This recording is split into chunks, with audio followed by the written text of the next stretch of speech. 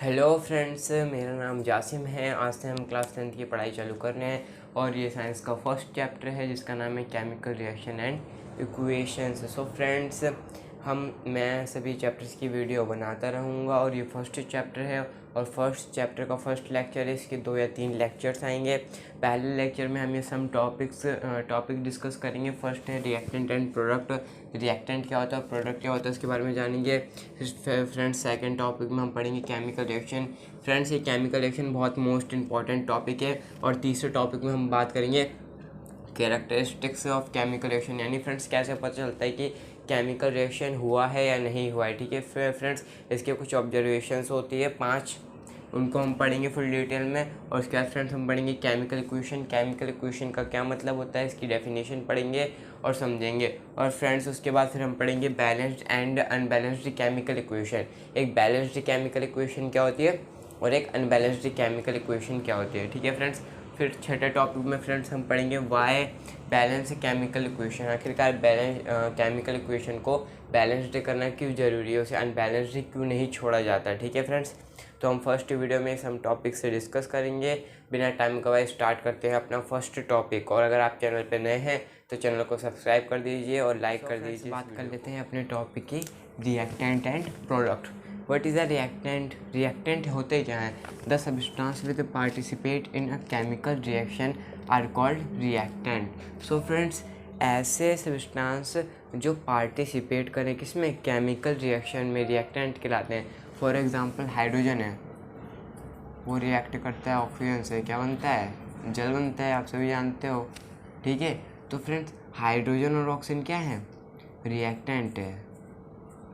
क्यों? क्योंकि ये केमिकल रिएक्शन में भाग ले रहे हैं। देखिए फ्रेंड्स, इससे पहले क्या था, इससे पहले खाली हाइड्रोजन और ऑक्सीजन नहीं तो थे, ये दोनों नहीं तो थे। जब ये दोनों रिएक्ट करा तभी केमिकल रिएक्शन हुई और क्या बना, वाटर बना। ठीक है फ्रेंड्स, तो रिएक्टेंट क्या होते हैं, रिएक्टेंट आपस में रिएक्ट करते हैं और न्यू प्रोडक्ट बनाते हैं। ठीक है friends, reactant left hand side रहते हैं और प्रोडक्ट राइट हैंड साइड। यानी ये आपका रिएक्टेंट हो गया और ये हो गया प्रोडक्ट। यानी जो नया सब्सटेंस बनेगा वो क्या होता है, वो होता है प्रोडक्ट। ठीक है फ्रेंड्स, और रिएक्टेंट ही आपस में रिएक्ट होते हैं। अब देखिए फ्रेंड्स, आपने के मान लीजिए कंटेनर में ले लिया, ठीक है, नहीं हाइड्रोजन गैस को और ऑक्सीजन गैस को मान लीजिए एक कंटेनर में डाला। क्या बना रहा हूँ मैं, मान लीजिए कंटेनर में हाइड्रोजन और ऑक्सीजन गैस डाली। अब अगर आप कुछ समय बाद आकर वहाँ पर देखेंगे तो क्या हो जाएगा, आपको वाटर दिखेगा लिक्विड फॉर्म में, लेकिन हाइड्रोजन और ऑक्सीजन गैस तो ख़त्म हो जाएगी ना। इसलिए किसी भी केमिकल रिएक्शन में रिएक्टेंट ख़त्म हो जाते हैं। ठीक है, जब केमिकल रिएक्शन पूरी हो जाती है तो प्रोडक्ट बनता है, न्यू सब्सटेंस बनता है और रिएक्टेंट ख़त्म हो जाते हैं। ठीक है, और प्रोडक्ट फॉर्म होता है। फॉर एग्ज़ाम्पल, जैसे मान लीजिए कोई सब्सटेंस ए है, ठीक है, वो बी से रिएक्ट कर रहा है और बना रहा है ए बी। तो जब रिएक्शन हो रही होगी तब तक तो ये रहेंगे, रिएक्शन पूरी होते ही ये बनेगा, ये तो गायब हो जाएगा, ये ख़त्म हो जाएंगे। ठीक है फ्रेंड्स, और ये याद रखना फ्रेंड्स कि आपकी किताब में दिया है एनसीईआरटी में कि जो रिएक्टेंट होते हैं वो हमेशा लेफ्ट साइड होते हैं और प्रोडक्ट राइट साइड, जो कि पूरा सत्य नहीं है। ठीक है ना, अगर मैंने केमिकल रिएक्शन को ऐसे लिख दिया, A+B बना रहा है AB, तब तो फ्रेंड्स लेफ्ट और राइट का तो कोई मामला ही नहीं रहा। ये AB ऊपर है और A+B ऊपर है और AB नीचे है, तो फ्रेंड्स ऐसा कुछ नहीं है। ठीक है, इसलिए केमिकल रिएक्शन में रिएक्टेंट हमेशा एरो से पीछे वाले होते हैं। ठीक है, एरो जिधर होगा उसके बाद जो चीज़ें बनेंगी वो प्रोडक्ट होंगी, और एरो से पीछे वाली चीज़ें A+B क्या है, रिएक्टेंट। और यहाँ पर क्या है, यहाँ पर एरो के आगे वाली चीज़ प्रोडक्ट है और एरो से पीछे वाली जो भी सब्सटेंस है वो क्या है, वो रिएक्टेंट है। ठीक है फ्रेंड्स, रिएक्टेंट और प्रोडक्ट ये होते हैं। अब बात कर लेते हैं तो थोड़ा प्रोडक्ट की। So friends, product the substance which are formed due to a chemical reaction between two or more chemical substances are called a product. So friends, ये क्या है, इसी डेफिनेशन में ये दिखाई कि मतलब प्रोडक्ट बनता है कैसे, जब टू और मोर सब्सटेंस आपस में रिएक्ट करते हैं। ठीक है फ्रेंड्स, रिएक्टेंट आपस में रिएक्ट करते हैं और प्रोडक्ट बनाते हैं। फ्रेंड्स आप इसे लिख लीजिए, आपको हमेशा याद रहेगा, रिएक्टेंट, फिर एरो कर लीजिए, इधर लिख दीजिए प्रोडक्ट। ठीक है फ्रेंड्स, और यहाँ पर लिख दीजिए केमिकल रिएक्शन। शायद आपको साफ नहीं दिख रहा होगा इसलिए मैं बोल दे रहा हूँ, ठीक है फ्रेंड्स।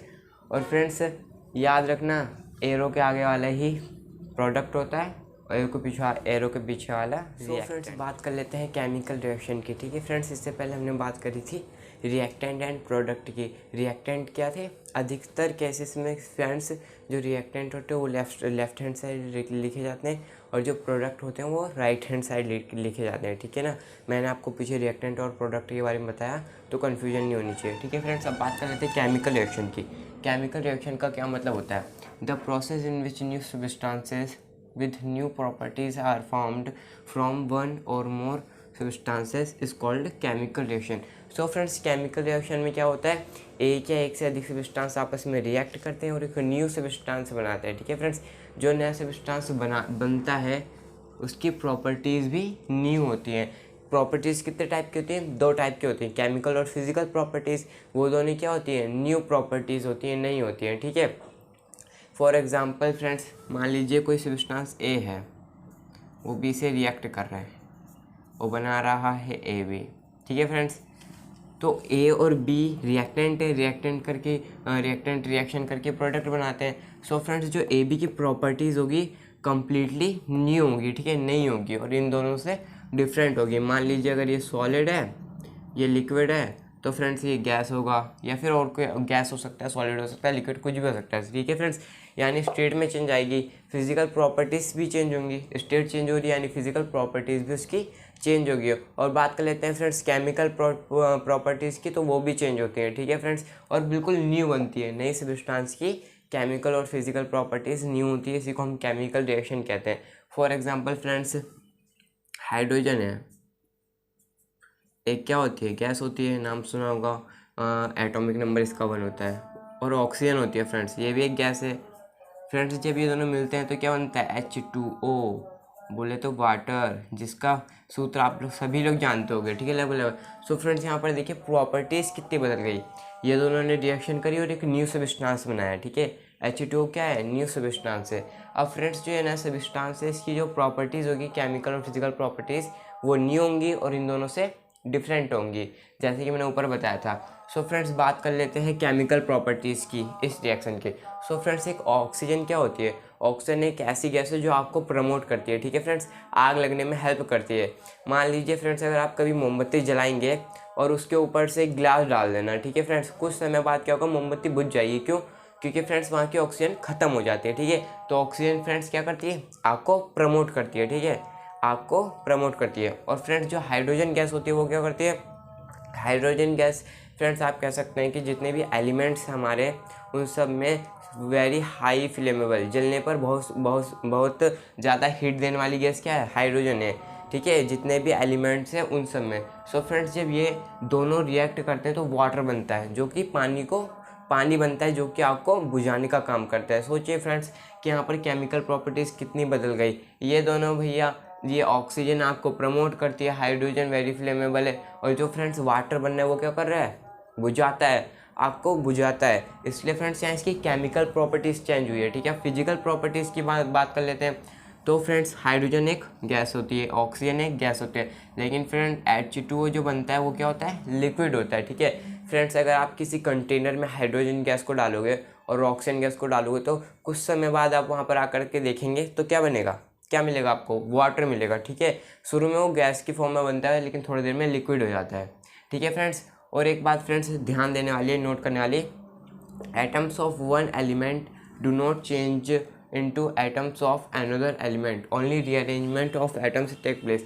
यानी फ्रेंड्स किसी भी केमिकल रिएक्शंस में मान लीजिए जैसे मैंने 2 सब्सटेंस लिए, मान लीजिए जैसे यहाँ पर हाइड्रोजन और ऑक्सीजन लिया था, मान लीजिए Na सोडियम ले लिया और क्लोरीन ले लिया। सो फ्रेंड्स केमिकल रिएक्शन के पहले जो Na है सोडियम, ठीक है फ्रेंड्स, और क्लोरीन, जब इनकी रिएक्शन होगी उसके बाद फ्रेंड्स क्या बनेगा? NaCl बनेगा। नमक आप जानते हैं, नमक का फॉर्मूला क्या होता है? NaCl होता है। सो फ्रेंड्स देखिए जो इसकी प्रॉपर्टीज़ हैं Na और Cl की, इससे बिल्कुल डिफरेंट होंगी। और क्या होगा? Na अगर इधर है Na के एटम्स तो इधर भी Na के ही एटम्स होंगे, ठीक है। Atoms of one element do not change into atoms of another element, यानी अगर रिएक्शन से पहले एटम्स है क्लोरीन्स के, तो रिएक्शन के बाद भी क्लोरीन्स के ही एटम्स रहेंगे, यानी एटम्स में कोई बदलाव नहीं आएगा, ठीक है। फॉर एग्जांपल फ्रेंड्स, मान लीजिए ये है, एक है एलिमेंट बी, एक है सब्सटेंस बी। फ्रेंड्स मैंने एलिमेंट का, एलिमेंट भी एक सब्सटेंस होता है, ठीक है। एलिमेंट फ्रेंड्स इस दुनिया में जितने भी मतलब समझ लो एलिमेंट्स है, सब सब्सटेंस है, ठीक है। सो खाली किसको छोड़ के, सब्सटेंस से सारी चीज़ें हैं, ठीक है। दुनिया में आप जितनी भी चीज़ देख रहे हैं सब सब्सटेंस है, केवल सूरज की रोशनी को छोड़ करके, ठीक है। सो फ्रेंड्स ए ले लिया, ठीक है, कोई एलिमेंट या फिर सब्सटेंस, और बी ले लिया। अब फ्रेंड्स ये ए के एटम से, ये बी के एटम से। फ्रेंड्स रिएक्शन के बाद भी ए के एटम्स ए के ही रहेंगे और बी के एटम्स बी के रहेंगे, ये नहीं कि ए के एटम्स सी के एटम्स बन जाएंगे या फिर एटम्स चेंज होंगे, ठीक है फ्रेंड्स।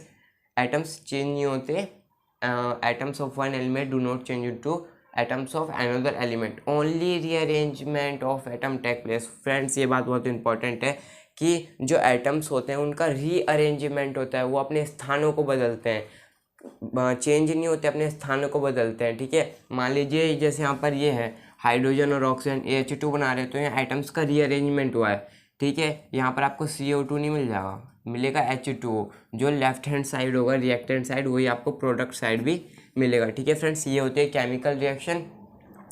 और फ्रेंड्स याद रखना जितने भी एलिमेंट्स है सब सब्सटेंस है, सो आपको कन्फ्यूजन नहीं होनी चाहिए एलिमेंट और सब्सटेंस में। सो फ्रेंड्स हो गया हमारा केमिकल रिएक्शन, ये होती है। अब बात करते हैं अगले टॉपिक में कैरेक्टरिस्टिक्स ऑफ केमिकल। अभी हमने बात कर दी केमिकल रिएक्शन की, केमिकल रिएक्शन क्या होती है। अब बात कर लेते हैं पता कैसे चलेगा केमिकल रिएक्शन हुई है, ठीक है। उसके लिए हमारे पास कुछ सर्टेन ऑब्जर्वेशन है characteristics of chemical reaction. So friends जो हमारे पास सबसे पहला है कैरेक्टर, वो है चेंज ऑफ स्टेट का। स्टेट 4 प्रकार की होती है, सॉलिड, लिक्विड, गैस और एक्वास, ठीक है फ्रेंड्स। मान लीजिए हमने कोई सब्सटेंस लिया, ठीक है, अब वो रिएक्शन कराई, ठीक है, उसकी किसी सब्सटेंस से, तो सो फ्रेंड्स रिएक्शन के बाद मान लीजिए उनके स्टेट में चेंज आया, रिएक्शन के बाद वो सॉलिड से लिक्विड हो गया या लिक्विड से गैस बन गया रिएक्शन के बाद, तो क्या हुआ फ्रेंड्स, उसके स्टेट में चेंज आया। अगर उसकी स्टेट चेंज होगी तो हम कहेंगे कि केमिकल रिएक्शन हुआ है। जैसे मान लीजिए फ्रेंड्स कोई सब्सटेंस ए है जो कि गैस है, और कोई बी है जो कि लिक्विड है, और फ्रेंड्स जो ए बी बना है मान लीजिए वो सॉलिड बन गया, तो क्या हुआ, स्टेट में चेंज आया, ठीक है फ्रेंड्स। यहाँ पर क्या हुआ, ये सॉलिड है न्यू सब्सटेंस, और ये दोनों क्या है, एक गैस है एक लिक्विड है, यानी उनकी स्टेट भी चेंज हुई है, यानी केमिकल रिएक्शन वहाँ पर हुआ है, इसलिए स्टेट चेंज हुई है, ठीक है। अब अगला है हमारा change in colour. Friends colour में चेंज आना, कई सारे सब्सटेंस के कलर चेंज हो जाते हैं, ठीक है, रिएक्शन के बाद। रिएक्शन से पहले मान लीजिए आपने कोई सब्सटेंस लिया, ठीक है, मान लीजिए आपने कोई सब्सटेंस लिया रिएक्शन से पहले, अब रिएक्शन के बाद अगर उसका कलर चेंज हो जाएगा तो क्या हुआ, वहाँ पर केमिकल रिएक्शन हुई है, इसलिए उसका कलर चेंज हुआ है। मान लीजिए कि रिएक्शन से पहले आपने लिया था वाइट रंग का सब्सटेंस, और रिएक्शन के बाद वो ब्लैक हो गया, ब्लू हो गया, ठीक है, उसके कलर में चेंज आया, तो क्या हुआ, केमिकल रिएक्शन हुआ। इसका सबसे बेस्ट एग्जाम्पल है एप्पल में ब्राउन कलर की जो परत चढ़ जाती है वो भैया, ठीक है। क्या होता है, एप्पल को अगर आप काटिए कुछ समय के लिए छोड़ दोगे तो उसके ऊपर क्या होता है, ब्राउन कलर की लेयर चढ़ जाती है, ठीक है, केमिकल रिएक्शन के कारण, ठीक है, उसका कलर चेंज हो जाता है। इवोल्यूशन ऑफ गैस, किसी भी गैस का निकलना फ्रेंड्स, केमिकल रिएक्शन में गैस अगर निकल लिए, किसी भी रिएक्शन में अगर गैस निकल लिए तो हम कहेंगे कि क्या हुआ है, केमिकल रिएक्शन हुआ है, ठीक है। मान लीजिए जैसे ए रिएक्ट कर रहा है बी से और बना रहा है C+D, और फ्रेंड्स यहाँ पर D निकल रहा है, ठीक है, D गैस निकल रही है, ये निकलने का एरो होता है, ठीक है। अगर कोई गैस निकल रही है, लॉस हो रहा है गैस का, तो ए बी ने रिएक्ट करा, COD बनाया और D गैस निकल रही है, यानी ये रिएक्शन क्या है, केमिकल रिएक्शन हुई है, जिसमें क्या हो रहा है, इवोल्यूशन ऑफ गैस हो रहा है, ठीक है। चेंज इन टेम्परेचर, फ्रेंड्स कई लोग ये समझते हैं कि चेंज इन टेम्परेचर का मतलब है टेम्परेचर खाली बढ़ेगा, गिरेगा नहीं। फ्रेंड्स ऐसा कुछ नहीं है, टेम्परेचर आपका हाई भी हो सकता है और लो भी हो सकता है, ठीक है, इंक्रीज़ भी हो सकता है, डिक्रीज़ भी हो सकता है। मान लीजिए आपने एक टेस्ट ट्यूब में लिया है कैल्शियम ऑक्साइड और एक में लिया है जल, अगर आप फ्रेंड्स उन दोनों को मिलाओगे, चूने में अगर आप पानी डालते हो फ्रेंड्स, तो क्या होता है, लार्ज अमाउंट में हीट निकलती है, हीट इतनी निकलती है कि पानी चूने का उबलने लगता है, चूने का पानी उबलने लगता है, ठीक है, वहाँ पर क्या होता है, हीट बढ़ जाती है। अब फ्रेंड्स हर केमिकल रिएक्शन में तो हीट बढ़ती नहीं, घटती भी है, इसलिए फ्रेंड्स किसी भी केमिकल रिएक्शन में हीट टेम्परेचर हाई भी होता है और कम भी होता है, ठीक है। अगर मान लीजिए टेम्परेचर हाई और लो हुआ है तो केमिकल रिएक्शन कहलाएगा। Formation of PPT. फ्रेंड्स ये क्या होता है, अगर आप मान लीजिए आपने रिएक्शन से पहले दो लिक्विड लिए थे या गैस लिया था और बन गया सॉलिड, ठीक है, और नीचे बैठ जाता है सॉलिड, उसी को हम कहते हैं फॉर्मेशन ऑफ पीपीटी। अब आइए इसे अच्छे से आगे पढ़ेंगे एग्जाम्पल। फ्रेंड्स अभी हमने पीछे देखा था कि कोई भी केमिकल रिएक्शन हुई है उसकी पहचान कैसे करें। हमने उसके 5 सर्टेन ऑब्जर्वेशन देखी थी और उनके बारे में डिस्कस किया था। अब उनके एग्जाम्पल सहित उनकी बातें कर लेते हैं, ठीक है। फर्स्ट है चेंज ऑफ स्टेट, यानी फ्रेंड्स स्टेट में चेंज आना। हमने पीछे पढ़ा था कि जब किसी भी सब्सटेंस की स्टेट चेंज होती है तो हम कहते हैं कि केमिकल रिएक्शन हुआ है। और फ्रेंड्स स्टेट 4 टाइप्स की होती हैं, ठीक है, सॉलिड, लिक्विड, गैस और एक्वास। फ्रेंड्स मान लीजिए कि कोई सब्सटेंस है ए, वो रिएक्ट कर रहा है बी से। मान लीजिए फ्रेंड्स कोई सब्सटेंस ए है जो कि सॉलिड है और रिएक्ट कर रहा है वो बी से जो कि लिक्विड है, ठीक है फ्रेंड्स। और रिएक्शन के बाद वो बना रहा है ए बी। फ्रेंड्स अगर ए बी गैस है, ठीक है, तो फ्रेंड्स यहाँ पर देखिए ए सॉलिड है, बी क्या है, लिक्विड है, लेकिन फ्रेंड्स रिएक्शन के बाद क्या हो रहा है, ए बी जो कि गैस है। फ्रेंड्स यहाँ पर देखिए क्या हो रहा है, स्टेटों में चेंज आ रहा है। ये बी ए सॉलिड था, बी लिक्विड था, लेकिन ए भी गैस है। फ्रेंड्स स्टेट चेंज होती है तो केमिकल रिएक्शन हुई है, हमें पता चल जाता है, ठीक है। फॉर एग्जांपल यहाँ पर देखिए फ्रेंड्स कार्बन सॉलिड है, ऑक्सीजन गैस है। फ्रेंड्स जब ये दोनों रिएक्ट कर रहे हैं तो कार्बन डाइऑक्साइड बनना है जो कि गैस है, यानी स्टेट में चेंजेस आई है, ठीक है। दूसरे में देख लेते हैं तो कैल्शियम ऑक्साइड है जो कि वाटर से जब रिएक्ट कर रहा है तो कैल्शियम हाइड्रोक्साइड बनना है और प्लस हीट निकल रही है। फ्रेंड्स कैल्शियम ऑक्साइड सॉलिड है और जो वाटर है वो लिक्विड है फ्रेंड्स, लेकिन बन क्या रहा है, कैल्शियम हाइड्रोक्साइड जो कि एक्वास है, जिसका उपयोग हम सफ़ेदी करने के लिए करते हैं दीवारों पर, ठीक है। यहाँ पर फ्रेंड्स क्या हो रही है, स्टेटों में चेंज आ रही है, ठीक है। इसी से हमें पता चल जाता है कि केमिकल रिएक्शन हुई है, ठीक है फ्रेंड्स। अब बात कर लेते हैं चेंज इन कलर में चेंजेस आना। Some chemical reactions are characterised by change in colour. Example के लिए फ्रेंड्स मान लीजिए कोई सब्सटेंस है, ठीक है, मान लीजिए कोई सब्सटेंस एक्स है, वो रिएक्ट कर रहा है वाई से और बना रहा है एक्स वाई। तो फ्रेंड्स मान लीजिए जो एक्स सब्सटेंस है आपका वो है ब्राउन कलर का, ठीक है, और जो वाई है वो वाई से रिएक्ट कर रहा है और बना रहा है x y. Friends x y मान लीजिए ब्लैक है, तो फ्रेंड्स क्या हो रहा है, रिएक्शन से पहले देखिए कलर कुछ और था और रिएक्शन के बाद कलर में चेंजेस आई है, कलर चेंज हुआ, यानी केमिकल रिएक्शन हुई है।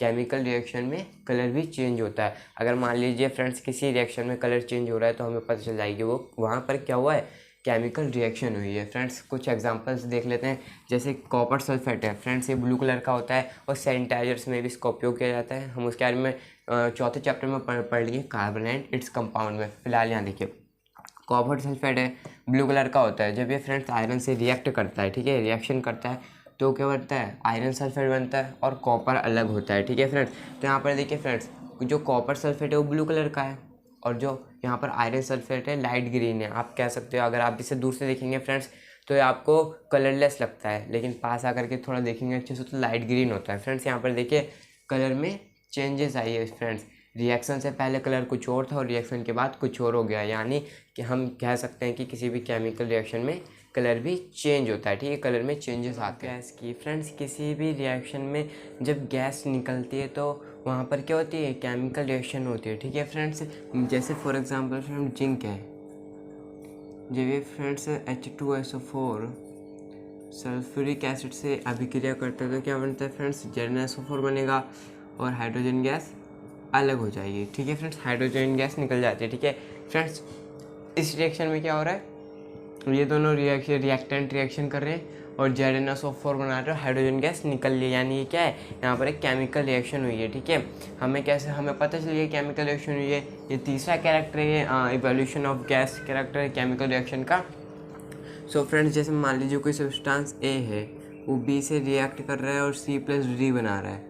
फ्रेंड्स अगर डी या सी में से कोई भी गैस निकल ली है ना फ्रेंड्स, तो हमें पता चल जाएगा कि इवोल्यूशन ऑफ गैस हुआ है, यानी कि वहाँ पर केमिकल रिएक्शन हो रही है, ठीक है। उस रिएक्शन को हम केमिकल रिएक्शन कहेंगे, ठीक है फ्रेंड्स। ये हो गया फ्रेंड्स, ये तीसरा टॉपिक था। अब चौथा टॉपिक डिस्कस कर लेते हैं, चेंज इन टेम्परेचर, और फिर उसके बाद पाँचवा करेंगे और फिर समाप्त हो जाएगा characteristics of chemical reaction. So friends बात कर लेते हैं इवोल्यूशन ऑफ गैस के बाद चेंज इन टेम्परेचर, ये चौथा कैरेक्टर है केमिकल रिएक्शन का, जिससे पता चलता है कि केमिकल रिएक्शन हुआ है या नहीं, ठीक है। In some chemical reactions the temperature increase as well as decrease. So friends, किसी भी रिएक्शन में अगर टेम्परेचर बढ़ रहा है या फिर घट रहा है, ठीक है, तो हम कहेंगे कि केमिकल रिएक्शन हुई है, क्योंकि अधिकतर स्टूडेंट यही समझते हैं कि चेंज इन टेम्परेचर का मतलब है कि टेम्परेचर हाई होगा, गिरेगा नहीं। लेकिन फ्रेंड्स, किसी भी रिएक्शन में अगर टेम्परेचर हाई होगा और गिरेगा तो वो क्या है, केमिकल रिएक्शन है। For example friends, calcium oxide है, जब ये वाटर से रिएक्ट करता है तो कैल्शियम हाइड्रोक्साइड बनता है, प्लस हीट, बहुत लार्ज अमाउंट में हीट निकलती है, इतनी कि अगर आपने हाथ डाला तो आपका हाथ जल जाएगा, ठीक है, तो बच के ही रहिएगा।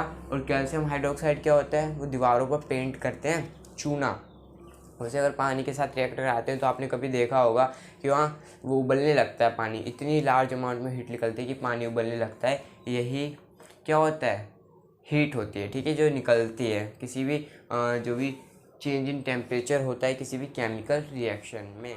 सो फ्रेंड्स, बात कर लेते हैं केमिकल रिएक्शन के अगले कैरेक्टर की, formation of PPT. Friends, formation of PPT क्या होता है, मान लीजिए आपने रिएक्शन से पहले दो लिक्विड सब्सटेंस लिए, ठीक है, जो कि लिक्विड फॉर्म थी इनकी। अब मान लीजिए रिएक्शन के बाद कोई सॉलिड बना और वो नीचे जाकर बैठ गया, ठीक है फ्रेंड्स, तो वो क्या है, वही पीपीटी होता है, ठीक है फ्रेंड्स। और एक होता है सेपरेशन, ठीक है फ्रेंड्स। जैसे मान लीजिए आपने मिट्टी ली, मिट्टी को अगर आपने पानी में डाला तो उसके साथ फ्रेंड्स रिएक्शन नहीं करती, नीचे जा करके बैठ जाती है, ये होता है सस्पेंशन। और फॉर्मेशन ऑफ पीपीटी, प्रेसिपिटेट क्या होता है फ्रेंड्स, रिएक्शन होती है दो लिक्विड के और एक न्यू सॉलिड बनता है, वो भी नीचे आकर के बैठ जाता है और वो पीपीटी होता है, ठीक है फ्रेंड्स। जैसे यहाँ पर फ्रेंड्स Na2SO4 क्या है, एक लिक्विड है, सोडियम सल्फेट, और बैरियम क्लोराइड भी एक लिक्विड है। लेकिन फ्रेंड्स यहाँ बैरियम सल्फेट बनना है जो कि वाइट पीपीटी होता है और सॉलिड होता है, और NaCl बनना है, NaCl तो आप जानते हैं, ठीक है फ्रेंड्स। तो यहाँ पर क्या हो रहा है, प्रेसिपिटेट फॉर्म हो रहा है, क्या, BSO4, ठीक है फ्रेंड्स। इसी रिएक्शन को प्रेसिपिटेट रिएक्शन कहते हैं। अगला एग्जांपल है AgNO3 प्लस NaCl, या AgCl में प्रेसिपिटेट बनना है, ठीक है, और जो नीचे आकर बैठ जाता है NO3 बनना है। AgCl क्या होगा, एक सॉलिड होगा, ओके फ्रेंड्स। तो इसी को कहते हैं केमिकल रिएक्शन। सो फ्रेंड्स, हम बात कर लेते हैं अब अगले टॉपिक की, केमिकल इक्वेशन। केमिकल इक्वेशन का क्या मतलब होता है, ठीक है, symbolic representation of a chemical reaction. यानी फ्रेंड्स, कोई भी केमिकल रिएक्शन होती है उसमें क्या बनता है, न्यू प्रोडक्ट बनता है। कैसे बनता है, सब्सटेंसों के मिलने से बनता है। सो फ्रेंड्स, भाग लेने वाले सब्सटेंसों को और प्रोडक्ट को, बन रहे प्रोडक्ट को किनसे लिखना, उनके सैम्बोलों से लिखना, ठीक है ना, ना कि उनके नाम से। उनके नाम की जगह उनके सैम्बोलिक रिप्रेजेंटेशन ही केमिकल इक्वेशन कहलाते हैं। जैसे फ्रेंड्स, हम मैथ में क्या लिखते हैं, मैथ में लिखते हैं 2+2 बराबर 4, ठीक है।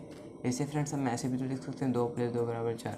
सो फ्रेंड्स, मैं जानता हूँ आप लोगों से बहुत लोगों को नीचे वाला पसंद आएगा, क्यों, क्योंकि फ्रेंड्स नीचे वाले में क्या है, आपको आसानी होगी लिखने में, ठीक है। ऊपर वाले में अगर मैं आपको कह दूँ कि 5,85,86,000, तो फ्रेंड्स आप वो लिखोगे ना अगर, तो क्या होगा फ्रेंड्स, आपको टाइम भी लगेगा और आप मात्राओं की जरूर गलती करोगे। ऐसे में फ्रेंड्स कोई गलती नहीं, क्योंकि आपको उनके सिंबल याद है, आप उनके सिंबल से लिख सकते हो।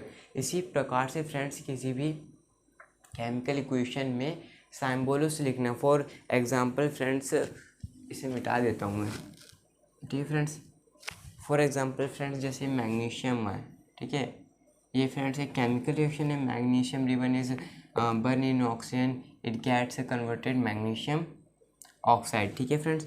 अब ये फ्रेंड्स, मैंने जो इसके नीचे लिखा है और ऊपर लिखा है, इन दोनों में आप बातें देखिए, आप पढ़िए, दोनों सेम है, ठीक है। लेकिन फ्रेंड्स, ये क्या है, ये वर्ड इक्वेशन है, और ये केमिकल रिएक्शन और केमिकल इक्वेशन कहते एक ही बात को है। लेकिन फ्रेंड्स, दोनों का लिखने का तरीका, दोनों का अंदाज अलग अलग होता है, ठीक है फ्रेंड्स। अब फ्रेंड्स, यहाँ पर ये क्या है, ये वर्ड इक्वेशन है, ठीक है, ये केमिकल इक्वेशन ये भी नहीं है। अब फ्रेंड्स, जैसे मैग्नीशियम को Mg लिखना, ठीक है, ऑक्सीजन को O2 लिखना, और मैग्नीशियम ऑक्साइड के MgO लिखना, ठीक है फ्रेंड्स। ये क्या है, ये है केमिकल इक्वेशन, CE लिख दे रहा हूँ, ठीक है फ्रेंड्स, आप समझ जाना, केमिकल इक्वेशन, ठीक है फ्रेंड्स। मैग्नीशियम का सिंबल क्या होता है, Mg, ऑक्सीजन का फ्रेंड्स O2 होता है, और मैग्नीशियम ऑक्साइड का MgO होता है, ठीक है फ्रेंड्स। हमने क्या करा, उनके सिंबलों से लिख दिया। फॉर एग्जांपल दूसरा लें तो हाइड्रोजन रिएक्ट टू ऑक्सीजन और फॉर्म टू वाटर, ठीक है फ्रेंड्स। ये जो मैंने बोला अभी, वो क्या है, वो एक केमिकल रिएक्शन है। अब फ्रेंड्स अगर इसे वर्ड इक्वेशन के रूप में हम लिखें, यहाँ पे लिख रहा हूँ, ठीक है फ्रेंड्स, वर्ड इक्वेशन, तो ये फ्रेंड्स हो जाएगा HYD हाइड्रोजन प्लस ऑक्सीजन, ये एरो के पास फ्रेंड्स वाटर लिखा जाएगा, ठीक है, वाटर। अब फ्रेंड्स अगर मैं इसी को, ये वर्ड इक्वेशन को केमिकल इक्वेशन लिखना चाहूँ तो मैं क्या लिखूँगा, हाइड्रोजन का सिंबल H2 होता है, ऑक्सीजन का O2 होता है, और फ्रेंड्स बनता क्या है H2O, ठीक है फ्रेंड्स। ये है फ्रेंड्स ऑक्सीजन एक गैस होती है और हाइड्रोजन एक गैस, और H2O एक लिक्विड होता है, ठीक है फ्रेंड्स।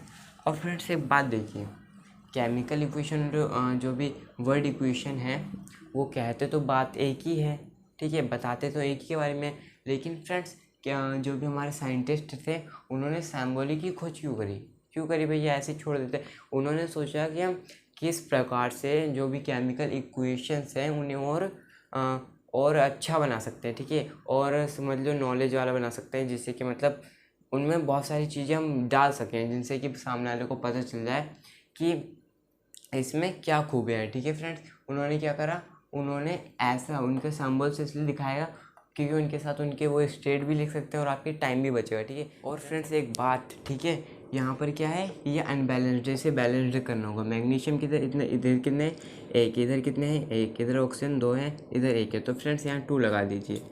अब 2 मैग्नीशियम हो गया, 2 ऑक्सीजन हो गया, ठीक है फ्रेंड्स। अब यहाँ पर देखिए 2 ऑक्सीजन और 2 ऑक्सीजन इक्वल हो गए, लेकिन मैग्नीशियम 2 हो गया, यहाँ 2 लगा दीजिए।